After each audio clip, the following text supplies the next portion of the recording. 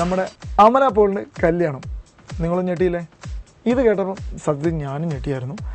വേറെ ആരുമല്ല, നമ്മുടെ വിജയാണ് ആള്. നമ്മുടെ ഡയറക്ടർ വിജയാണ് കേട്ടോ, നമ്മുടെ സ്റ്റാറല്ല, ഇളയ ദളപതിയൊന്നുമല്ല. എന്തായാലും പുള്ളിക്കാരനായിട്ടുള്ള പ്രണയം, ഇത് കുറേ പേര് പറഞ്ഞു സുഹൃത്ത് ബന്ധമാണ്, നല്ല ഫ്രണ്ട്ഷിപ്പാണ്, അതാണ് ഇതാണെന്നൊക്കെ പറഞ്ഞെങ്കിലും അമല പോൾ തുറന്നടിച്ചു. പുള്ളിക്കാരൻ വിദേശയാത്ര കഴിഞ്ഞ് തിരിച്ചു വന്നു കഴിഞ്ഞാൽ ഞങ്ങളുടെ ഭാവി കാര്യങ്ങൾ തുറന്ന് മീഡിയയായിട്ട് തുറന്നു പറയും. നമ്മുടെ മലയാളിക്കുട്ടിയാണ് അമല പോൾ. നമ്മുടെ പടത്തിൽ അഭിനയിച്ചിട്ടുണ്ട്. ശരിക്കും തമിഴിൽ പോയിട്ടാണ് ഹിറ്റായതെങ്കിൽ പോലും മലയാളത്തിൽ 2 പടം ചെയ്തു, 2ഉം സൂപ്പർ ഹിറ്റുകളാണ്.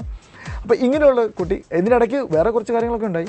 കാരണം ഈ ബന്ധം തകർന്നു പോയി, ഇവർ തമ്മിൽ പിരിഞ്ഞു എന്നൊക്കെ പറഞ്ഞിരിക്കുന്ന സമയത്ത് തന്നെ ഇവർ തമ്മിൽ സൈവം എന്ന് പറയുന്നത് വിജയൻ്റെ പുതിയ പടമായ സൈവത്തിൻ്റെ ഓഡിയോ റിലീസിന് 2 പേരും ഒന്നിച്ചുണ്ടായിരുന്നു.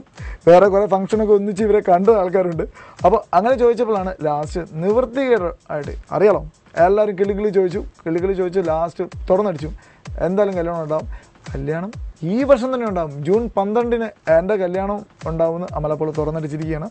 എന്തായാലും നമുക്ക് ജൂൺ 12 വരെ വെയിറ്റ് ചെയ്ത് നിൽക്കാം. കാരണം നമ്മുടെ സുന്ദരി, നമ്മൾ ഇത്ര ബലത്തോടെ ഞാൻ കല്യാണം കഴിക്കാൻ വേണ്ടി പോവുകയാണ്, ഇന്ന ആളാണ് എൻ്റെ കാമുകൻ എന്ന് പറഞ്ഞ സ്ഥിതിക്ക് നമുക്ക് കല്യാണത്തിന് വേണ്ടി വെയിറ്റ് ചെയ്യാം. കാരണം 2 പടങ്ങൾ ചെയ്തു, അറിയാലോ, റൺ ബൈ റണ്ണും ഇന്ത്യൻ പണയത് 2ഉം ഹിറ്റായിരുന്നു.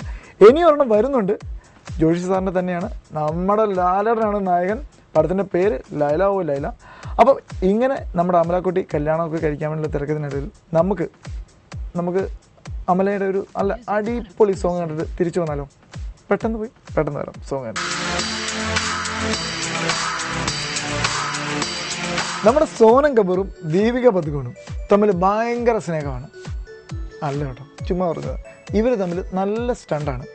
ഇവർക്ക് പ്രശ്നം എന്ന് വെച്ചാൽ നമ്മുടെ രൺബീറാണ് പഴയ ഇവരുടെ കാമുകൻ.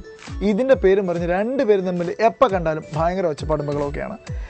കാരണം നമ്മുടെ രൺബീർ ഇപ്പം നമ്മുടെ ദീപികയുമായിട്ട് ഭയങ്കരമായ ഫ്രണ്ട്ഷിപ്പിലാണ്. രൺബീറിന് ഇപ്പം പുതിയ കാമുകിയൊക്കെ ഉണ്ട്. അത് വേറൊരു കാര്യം, അത് വേറൊരു വശത്ത് നടക്കുന്നു. അത് കൂടാണ്ട് ഇപ്പം ദീപികയായിട്ട് ഫ്രണ്ട്ഷിപ്പ് കൂടി.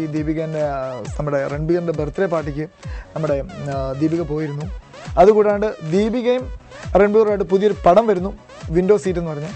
ഇതൊക്കെ കാരണം സോനത്തിന് സഹിക്കാനേ പറ്റുന്നില്ല. കാരണം 2 പേരുടെയും കാമുകനായിരുന്നു. അതുകൊണ്ടാണ് ഇപ്പം ഒരാൾ അങ്ങോട്ട് അടുത്തപ്പോഴത്തേക്കും സോനത്തിന് സഹിക്കാൻ പറ്റാത്ത അവസ്ഥ അതുകൊണ്ടാണ് വന്നത്. അതുകൊണ്ട് ഇവർ തമ്മിൽ അങ്ങോട്ടും ഇങ്ങോട്ടും ഫൈറ്റിങ് നടക്കുന്നു.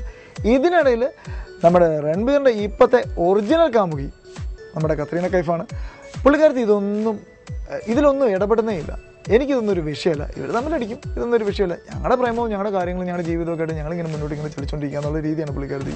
കാരണം മാഗസിനിൽ ഫോട്ടോ വരുന്നതും അതൊക്കെയാണ് മറ്റുള്ളവർക്ക് ശ്രദ്ധയെങ്കിൽ നമ്മുടെ കത്രീന കൈഫിന് ഇതൊന്നുമല്ല. അവരുടെ ലൈഫൊക്കെ നോക്കി അവർ ചെയ്യുന്ന പടങ്ങളൊക്കെ ചെയ്തിങ്ങനെ നടക്കുകയാണ്.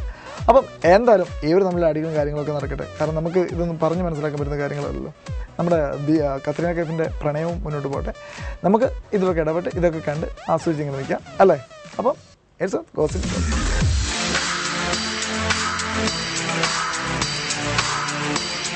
ഇനി ഞാൻ പറയാൻ പോകുന്നത് നമ്മുടെ ശ്രുതി ഹസനെ പറ്റിയാണ്. ശ്രുതി ഹസൻ ഇങ്ങനെ തുണി ഊരി എന്തുവരെ ആവുന്ന ഇപ്പം എനിക്കും നിങ്ങളൊക്കെ പേടിക്കേണ്ട അവസ്ഥയിലേക്ക് മാറിയിരിക്കുകയാണ്. കാരണം എവിടെ എന്ന് പറയുന്ന ഒരു മൂവിക്ക് വേണ്ടി ശ്രുതി ഹസൻ ഡിംപിൾ എന്ന് പറയുന്ന ഗാനം ഉണ്ടായിരുന്നത്, അതിനുവേണ്ടി ഇതുവരെ ഇത്രയും സെക്സി ആയിട്ട് ഒരു ഐറ്റം ഡാൻസേഴ്സ് ചെയ്തിട്ടില്ല. അതുപോലെ തുണി ഊരി കളഞ്ഞിട്ടാണ് പുള്ളിക്കാരത്തി ചെയ്തിരിക്കുന്നതെന്നാണ് ഇപ്പം പുതിയതായിട്ട് കിട്ടിയിരിക്കുന്ന വാർത്ത. എങ്കിലും അറിയാലോ, ഇപ്പം നമ്മുടെ ഐറ്റം ഡാൻസൊക്കെ ചെയ്യുന്ന തമിഴിലെയും തെലുങ്കിലെയൊക്കെ ഐറ്റം ഡാൻസേഴ്സ് ഇങ്ങനെ പുള്ളിക്കാരത്തി ചെയ്യാൻ തുടങ്ങിക്കഴിഞ്ഞാൽ കഞ്ഞി കുടിക്കാൻ വേറെ എന്തെങ്കിലും വഴി കാണേണ്ടി വരുമെന്നാണ് ഇപ്പോൾ അവരുടെ പേടി. ഇപ്പോൾ അതിനേക്കാളും വലിയൊരു വേറെ കാര്യം എന്ന് വെച്ച് കഴിഞ്ഞാൽ, മകൾ ഇങ്ങനെയൊക്കെ ചെയ്യാൻ തുടങ്ങിക്കഴിഞ്ഞാൽ പാവം കമലഹാസൻ സാർ എന്ത് ചെയ്യേണ്ടി വരും? നമ്മുടെ നാട്ടിൻപുറത്തൊക്കെ ആണെങ്കിൽ ഓട്ടോമാറ്റിക്കലി തലയിൽ മുണ്ടിട്ട് നടക്കേണ്ട അവസ്ഥ ഇപ്പോൾ കഴിഞ്ഞിരിക്കുന്നു. കാരണം അത്രയ്ക്ക് ഇതാണെന്നാണ് ഇപ്പം എല്ലാവരും പറയുന്നത്. കാരണം അതിൻ്റെ കുറേ ഫോട്ടോസും കാര്യങ്ങളൊക്കെ വന്നിട്ടുണ്ട്, കാര്യങ്ങളൊക്കെ. അപ്പം എനിവേ എന്തായാലും സിനിമയിൽ തമിഴിലും തെലുങ്കിലൊക്കെ ഓട്ടോമാറ്റിക്കലി ഐറ്റം ഡാൻസ് ഒന്നൊരു വിഷയമുള്ള കേസല്ല. മലയാളത്തിലൊക്കെയാണ് ഐറ്റം ഡാൻസ് വന്നു കഴിയുമ്പോൾ വിഷയങ്ങളാണ്.